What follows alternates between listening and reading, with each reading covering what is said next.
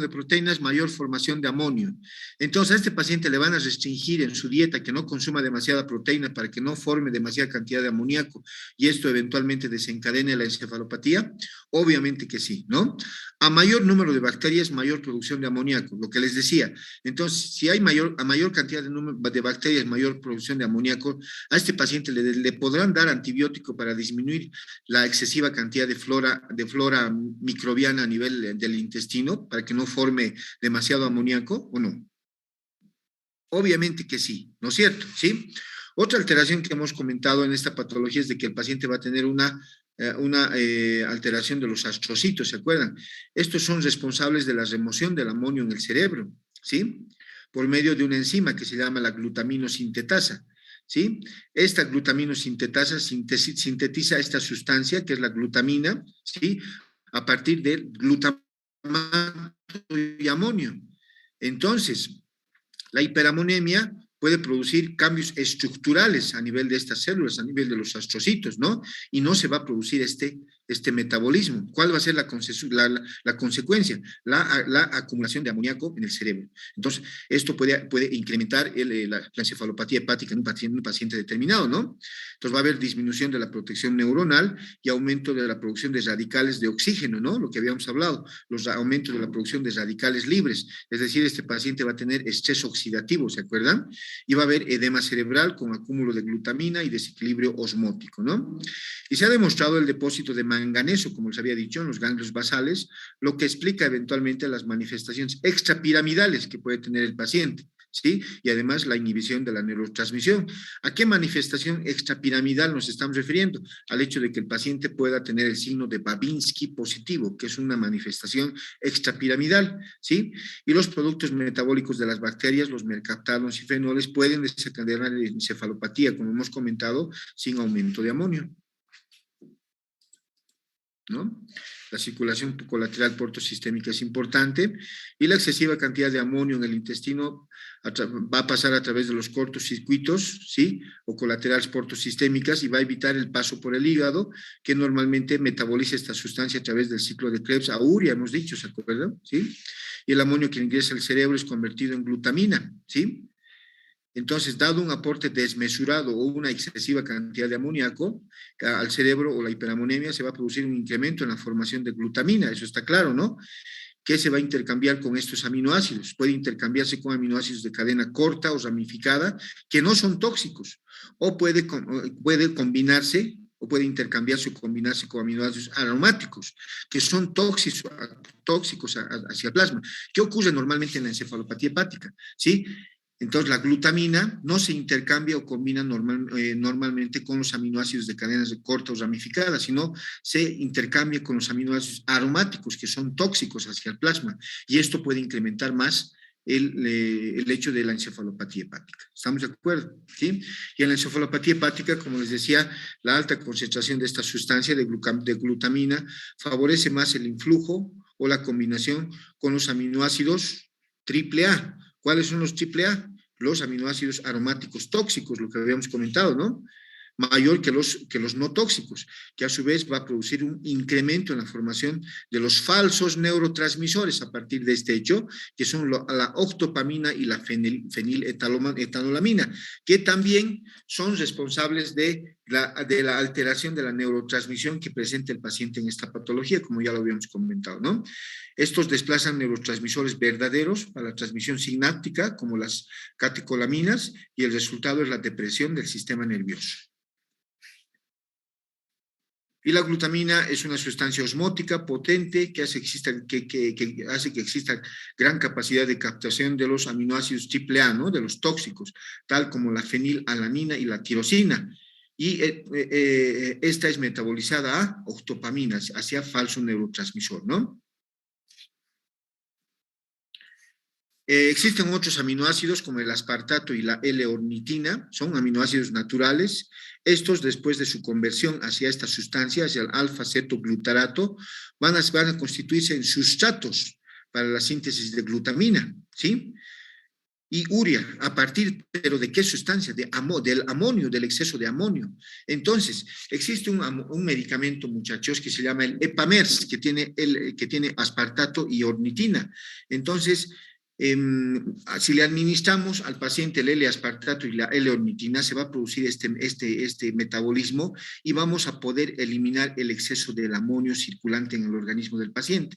Entonces, miren, les vuelvo a repetir, el aspartato y la L-ornitina, que son aminoácidos naturales, después de su conversión hacia alfa-cetoglutarato, van a constituirse en un sustrato para la síntesis de glutamina. ¿Pero a partir de qué? A partir del amoníaco, que es efectuada por una pequeña proporción de hepatocitos perivenosos, a los cuales se denomina células perivenosas de Schamberger o células de depuración, ¿sí? Y la disminución del amonio va a resultar de la estimulación de estos mecanismos básicos de detoxificación, aspectos que han sido estudiados en animales de experimentación y confirmados en grupo de estudio en humanos, ¿no? Entonces, como verán, hay varias alteraciones, ¿no? Y también habíamos hablado de que en este paciente se puede presentar el SIRS, ¿se acuerdan? El síndrome de respuesta inflamatoria sistémica, ¿no? Que tiene lugar frente a múltiples agresiones y se caracteriza por la presencia de al menos 2 de los siguientes parámetros. El paciente va a tener fiebre mayor a 38 grados o hipotermia menor a 36, taquicardia mayor a 90 o taquimia mayor a 20 respiraciones por minuto, hipocapnia menor a 32 o leucocitosis mayor a 12.000. ¿Y a consecuencia de qué va a tener el paciente SIRS, hemos dicho? A consecuencia de la gran liberación de citoquinas que se produce en esta patología, ¿no? Y las citoquinas liberadas en esta situación pueden alcanzar al cerebro o interactuar con sus receptores en las células endoteliales o ser generadas en el propio astrocito, ¿no? Y todo esto va a favorecer la neurotoxicidad del amonio también, al modular la neurotransmisión e impedir su detoxificación, ¿no? Esta normalidad en la neurotransmisión se conoce como neurotransmisión mediada por glutamato, que es el principal neurotransmisor excitador. Ya hemos hablado de las alteraciones que produce el GABA, ¿no? ¿Sí? Otra sustancia neurotransmisora que es la mediada por el ácido GABA, ¿sí? Por el ácido gamma aminobutírico, conocido como mediador inhibidor de la neurotransmisión cerebral profunda, disminuye el nivel de conciencia, como hemos comentado, ¿no? Y su rol principal es inhibir o reducir la actividad neuronal. Esta sustancia es sintetizada normalmente, el GABA, en el intestino, hemos dicho, ¿se acuerdan? Y pasa al cerebro, ¿cómo? A través de los shunts o colaterales portosistémicos, ¿no? Y un hígado insuficiente va a ser incapaz de metabolizar esta sustancia y eliminarla, es por eso que llega al cerebro también, ¿no? Entonces se conoce que en la encefalopatía hepática va a existir un incremento en los sitios de unión GABA cerebral que produce una activación del tono GABAérgico, que quiere decir el hecho de que va a producir una depresión cerebral, ¿no es cierto? Y se considera que esta sustancia, el GABA, como habíamos comentado, ¿qué son? Hemos dicho, son benzodiazepinas naturales endógenas en la encefalopatía hepática, ¿no? ¿Por qué se ha demostrado esto? Hemos dicho, porque en estudios experimentales, cuando al paciente se le administra el antídoto de las benzodiazepinas, que es el flumacenilo, ¿sí? Que es antagonista del receptor de la benzodiazepina, el paciente despierta. ¿Estamos de acuerdo? Entonces, por este hecho experimental se ha demostrado de que las sustancias GABA, es decir, los neurotransmisores GABA, son benzodiazepinas endógenas o naturales circulantes, ¿no?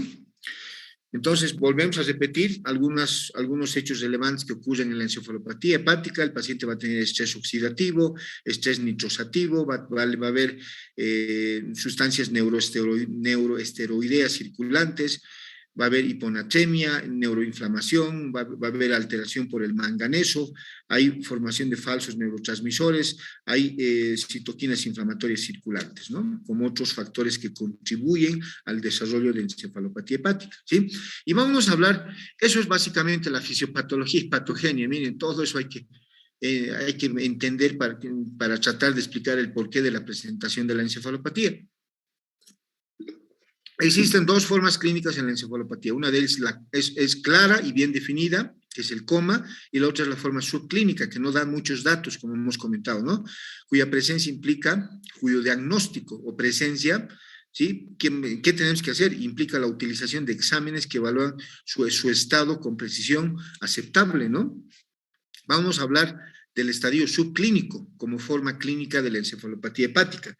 Esta es una forma de encefalopatía portosistémica que constituye un estadio inicial de la enfermedad, ¿no?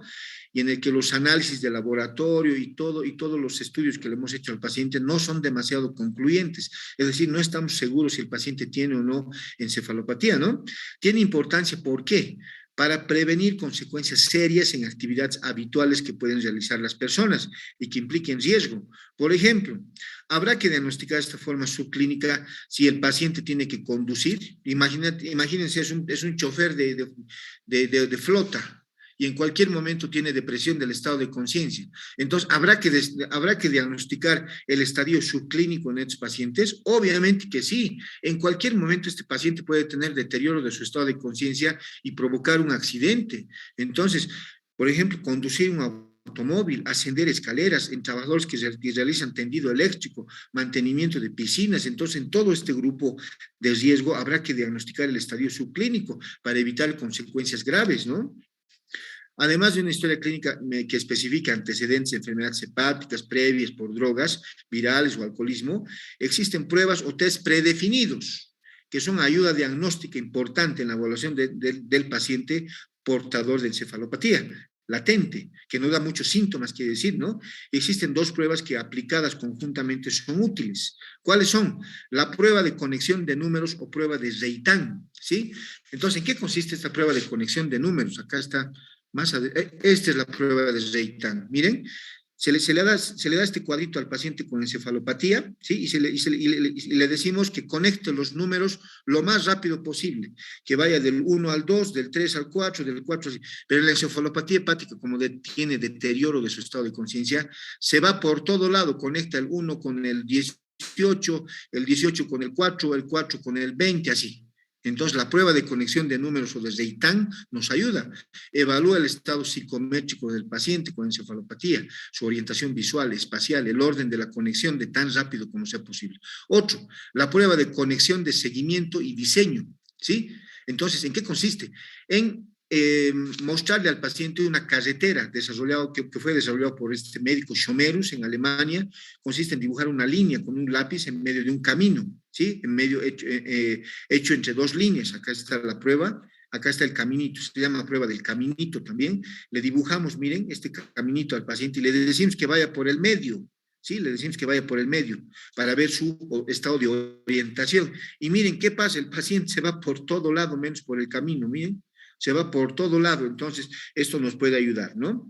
Entonces, consiste en dibujar una línea con un lápiz en medio de un camino hecho entre dos líneas que debe ser efectuada tan rápido como sea posible, teniendo cuidado de ir por el medio. Han visto, miren, el paciente se va por todo lado menos por el medio, ¿no? ¿Estamos de acuerdo? Teniendo cuidado de ir por el medio y no tocar o salirse de los bordes. O le podemos decir al paciente que nos dibuje esta imagen, miren, dibujame esta estrella, le decimos, y miren la estrella que dibuja el paciente. Estará orientado, ¿ustedes piensan que este paciente está en estado de alerta o bien orientado? No, miren la estrella que ha dibujado, ¿no? O le decimos que dibuje esta imagen, ¿no? Esta otra imagen, y miren la imagen que ha dibujado. Obviamente, el paciente tiene algún grado de alteración, ¿no? Estas pruebas nos permiten diagnosticar, ¿no? Y la importancia es para detectar esta enfermedad en algunas labores o trabajos que pueda desarrollar el paciente, que puedan constituirse como riesgo para el paciente, como manejar auto, por ejemplo, ¿no? Como lo que habíamos comentado. Otros estudios son concentración del amonio en sangre, le podemos pedir, pruebas que determinan trastornos electrofisiológicos, es decir, un electroencefalograma también podemos pedirle, ¿no? También niveles de aminoácidos de cadena corta, niveles de aminoácidos aromáticos. Y hablamos de la segunda forma clínica del coma hepático, ¿no? Ya es un síndrome caracterizado por bastantes alteraciones, ¿no? Conductuales, neurológicas, de laboratorio, de intensidad variable, ¿no? Secundaria, insuficiencia hepática grave o anastomosis portosistémica, ¿no? Con frecuencia existe edema cerebral, hay alteraciones de la atención y estado mental.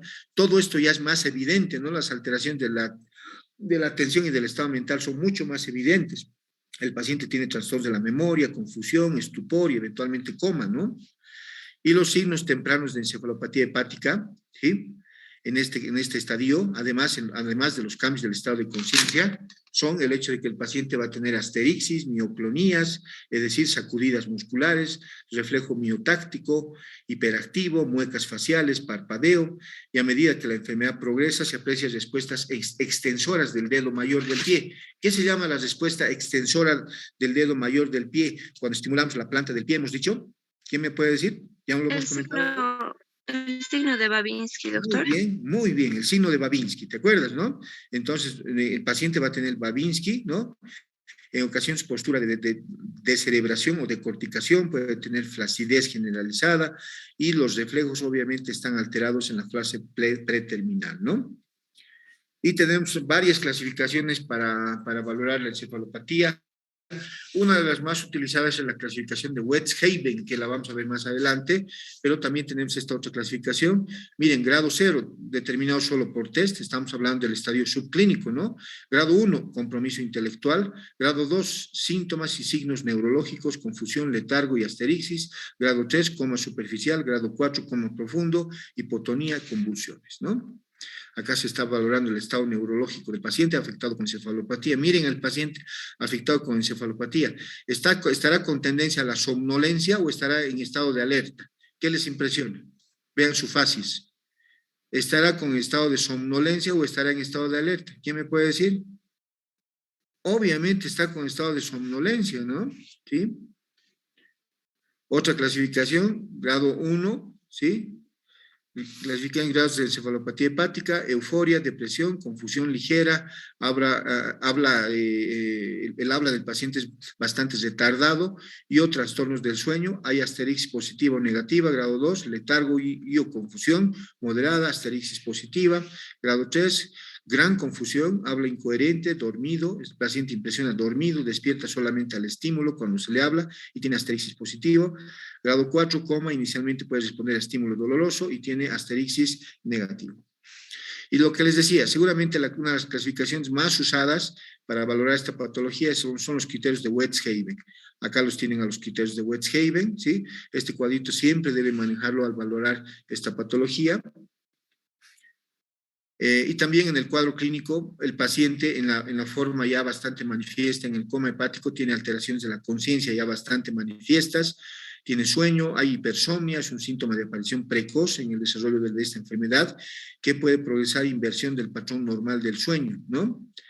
Posteriormente, el paciente desarrolla letargo, estupor, coma, hay alteraciones de la atención, el paciente está apático, las respuestas que tiene son lentas, y esta reducción, y puede presentar reducción de los movimientos espontáneos, que también pueden ser síntomas tempranos. Hay cambios de la personalidad. El paciente está irritable, despreocupado, desinhibido, no se lava, no se asea, puede andar sin ropa en la casa, sí, entonces está despreocupado, ¿no?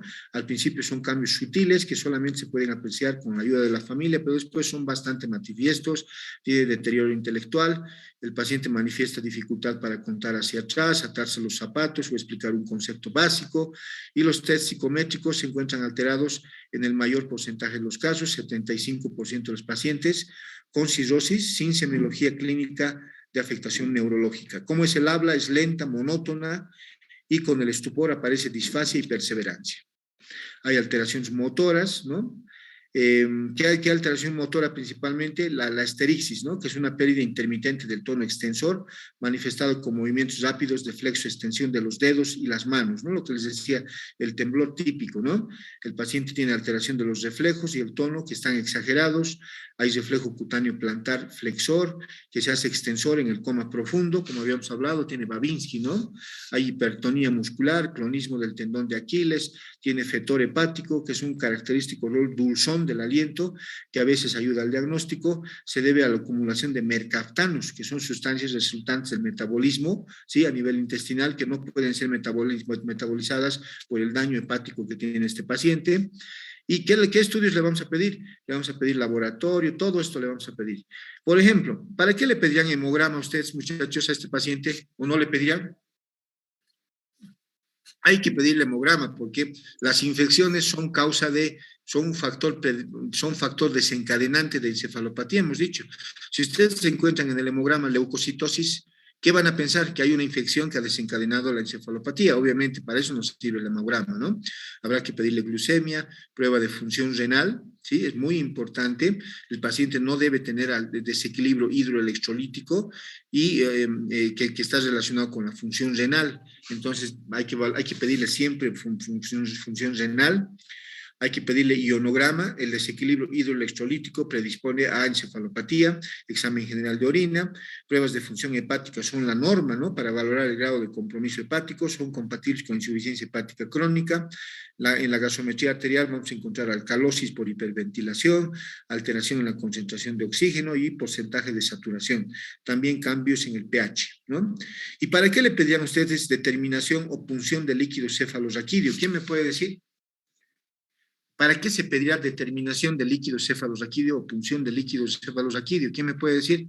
Para hacer el diagnóstico diferencial con meningitis. En la meningitis, muchos pacientes que desarrollan meningitis igual empiezan con deterioro de su estado de conciencia. Entonces, para eso se pide punción de líquido cefalorraquídeo y estudio correspondiente, para conocer la presión, la glucosa, proteínas, que en la encefalopatía hepática es normal, y descartar otras causas de alteración de la conciencia, como es la meningitis, ¿no? Amoníaco en sangre arterial hay que pedirle, se encuentra aumentado en el 90% de los pacientes, una concentración elevada de amonio, especialmente en sangre arterial mayor a 200 microgramos por decilitro, tiene valor para el diagnóstico, ¿no? Y también para el seguimiento, constituye la prueba más evidente para confirmar el diagnóstico. Y el electroencefalograma hay que pedirle, como hemos dicho, para determinar alteraciones electrofisiológicas, ¿se acuerdan? ¿Sí? Típicas de encefalopatía hepática, como se puede ver acá. También podemos pedirle las pruebas que hemos comentado, prueba de conexión numérica, prueba de dibujo de líneas, prueba de símbolos digitales, seguimiento de puntos, todo lo que hemos comentado, ¿no? Su objetivo fundamental es valorar la rapidez, la construcción visual, la concentración, la atención y la memoria que tiene el paciente, ¿no? Y el diagnóstico se basa en la presencia de enfermedad hepática subyacente y signos de encefalopatía, obviamente, ¿no? Esta enfermedad puede ocasionar cualquier signo neurológico o psiquiátrico que afecta a las áreas de comportamiento, el carácter, la inteligencia, la neuromotricidad y el nivel de conciencia. La mayoría de estas son completamente reversibles con el tratamiento, ¿no? Y será importante, muchachos, que en esta enfermedad tengamos alternativas de diagnóstico diferencial. Obviamente que sí, porque como hay deterioro del estado de conciencia, el paciente puede estar cursando con estas otras enfermedades también, ¿no? Entonces, como este paciente habitualmente es alcohólico, puede tener, por ejemplo, una lesión intracraneal, puede ser que de borracho se haya caído y tenga un hematoma subdural, por ejemplo, un absceso, un ACV isquémico o un tumor. Entonces, siempre hay que tener alternativas de diagnóstico diferencial, ¿no es cierto?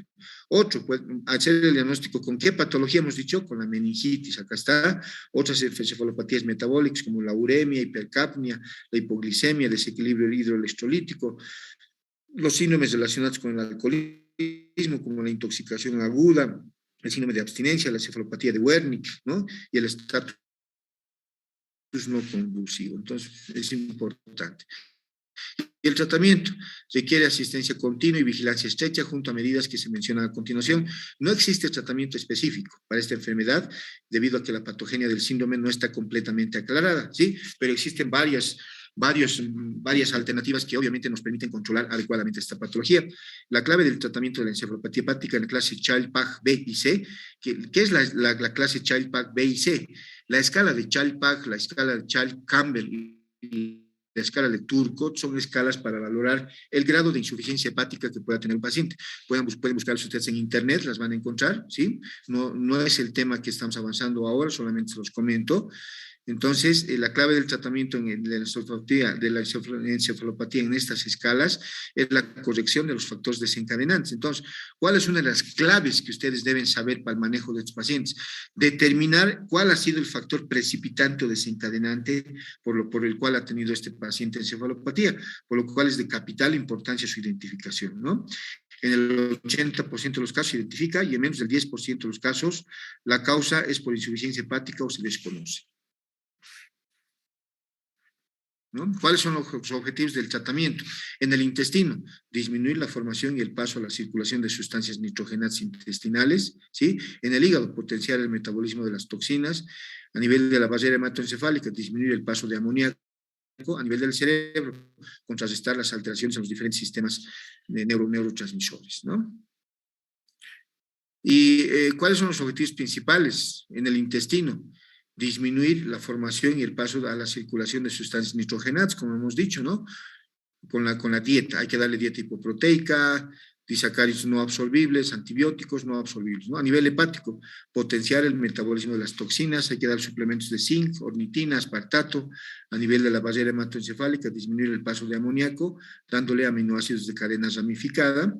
A nivel cerebral, contrarrestar las alteraciones en los diferentes sistemas neurotransmisores, hay que darle flumacenilo, ¿no? Antagonistas de las benzodiazepinas. El objetivo del tratamiento es disminuir la cantidad de nitrógeno que se absorbe en el intestino, mediante el uso de ¿qué? El uso de disacaridasas y antibióticos. Con lo que les decía, hay que darle antibiótico a este paciente y la adaptación de la cantidad de proteínas en la dieta, ¿no? ¿Cuáles son las medidas generales? Debe llevarse un registro lo más preciso posible de líquidos administrados y eliminados, es decir, hay que hacerle un adecuado balance hídrico, ¿no? Evitando en todo momento su desbalance, evitar los factores precipitantes, evitar en lo posible la instalación de catéteres o sondas, que seguramente pueden ser en cualquier momento el factor de desarrollo de infecciones, ¿no? A partir de la cual el paciente puede desarrollar una encefalopatía hepática. En las fases iniciales, miren, cuando hay fases iniciales, una vez detectada la enfermedad subclínica, no se recomienda tanto la restricción proteica. Miren, no se aconseja una dieta especial. Esta puede ser corriente con una cantidad adecuada de proteínas y en lo posible disminuir un cierto porcentaje, ¿no? Disminuir el uso de la sal, dependiendo del caso. No debe restringirse líquidos por vía oral y hay que proporcionarle por lo menos al paciente 1.500 calorías por lo menos al día. En las formas leves, no es necesario restringir las proteínas, lo que les decía, ¿no? Pero en los estadios avanzados, grado 3 y 4, deben evitarse temporalmente y reiniciar con 10 a 20 gramos y aumentar gradualmente cada 5 días. Lo que les decía, no es recomendable mantener una ingesta de proteínas menor a 49 gramos día, ya que se da lugar a un balance nitrogenado negativo. Para mantener un balance nitrogenado positivo, la ingesta diaria de proteínas debe ser 1 a 2 gramos por kilogramo día. Es preferible repartir las comidas en 5 o 6 tomas diarias, es decir, el paciente debe tener una dieta fraccionada, ¿no? Cuanto mayor sea la degradación, mayor sea la restricción proteica, así como de sal y de líquidos.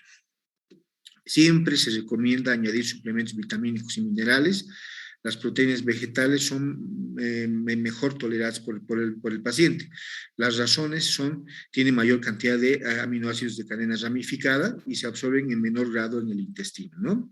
También confieren mayor peso a las heces fecales, que producen más defecaciones y menor absorción de amoníaco, eso está claro, ¿no?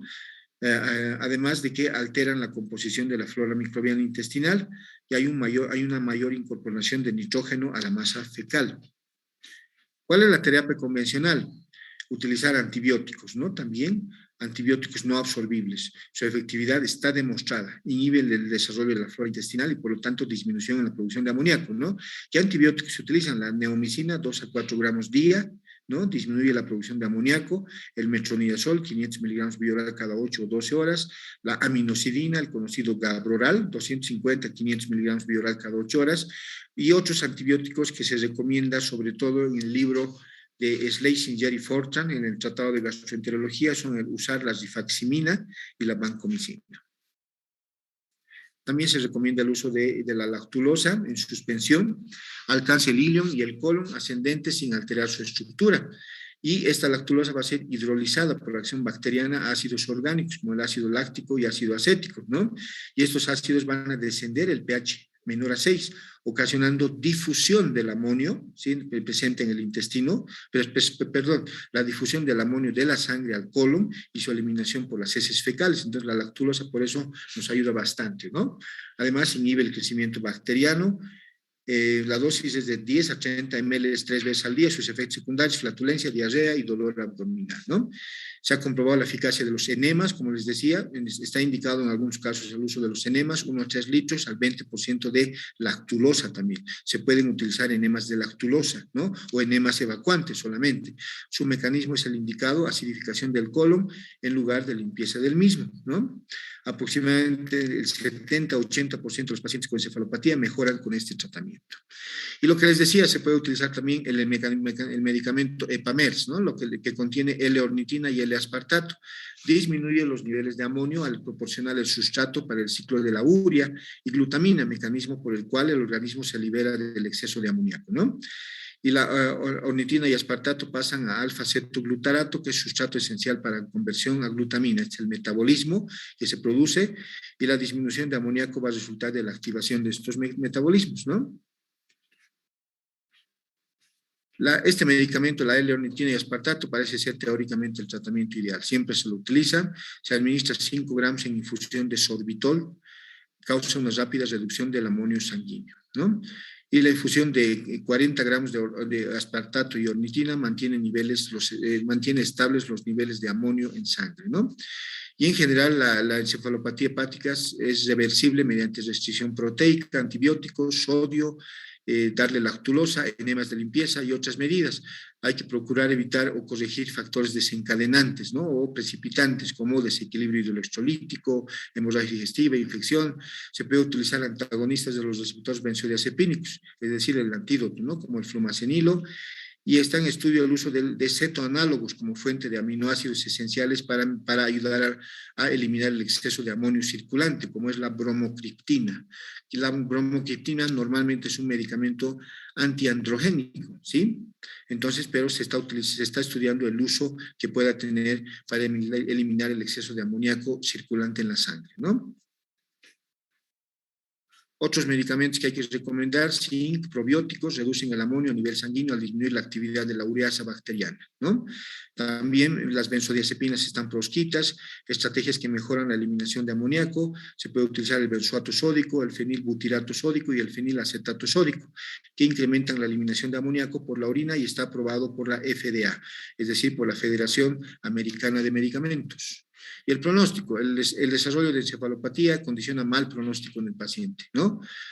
A la enfermedad, de manera que se estima que la supervivencia se sitúa en 42% al año y baja al 23% a los 3 años aproximadamente, ¿no? El porcentaje es menor en pacientes cirróticos tras un primer episodio de encefalopatía hepática. ¿Alguna pregunta, muchachos, de encefalopatía?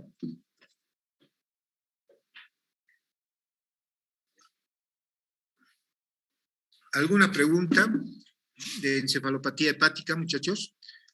Ya hemos comentado todos los factores seguramente de esta enfermedad, ¿no?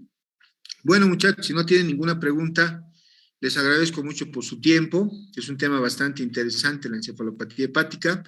Sí, cualquier duda que tengan, igual saben que pueden mandarme un mensaje a mi WhatsApp. Con mucho gusto les voy a responder cuando tenga tiempo, ¿listo? Que descansen bien, muchachos. Muchas gracias. Hasta mañana. Nos vemos con ustedes el día jueves, ¿no? El día jueves nos vemos con ustedes. Que les vaya muy bien, muchachos. Buenas noches. Hasta luego.